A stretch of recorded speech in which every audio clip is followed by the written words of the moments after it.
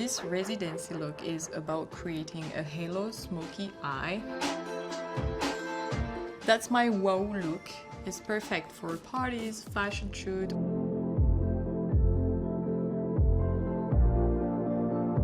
The idea is to create a shadow in the inner crease and in the outer corner of the eye. You can really build up the intensity with this kind of eye kohl. You can start very soft and then add as much as you like. I'm going to coat the first product with this beautiful eyeshadow. It will make it look very intense.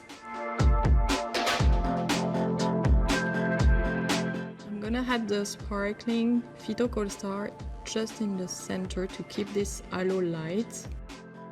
I'm gonna do the exact same, just under the eye. To finish this beautiful eye look, I will add inside the waterline a very dark eye kohl.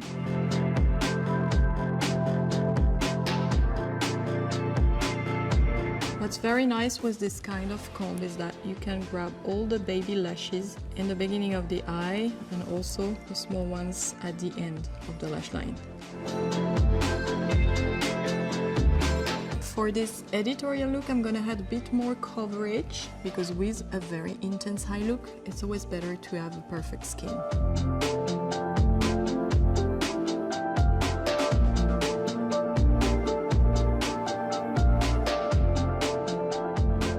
Place a highlight just at the outer corner of the eye to really lift the face. I usually only apply the concealer to the crease. I don't come too close to the eyes. It avoids having line during the day. To control excess of shine, I use this Blur Expert powder.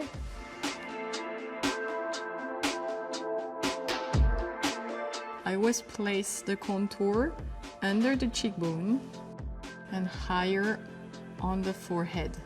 And then I use my blush brush to blend this cream. It will create more definition on your cheekbones. To balance the shine on the eyes, I will use a velvet matte lip texture.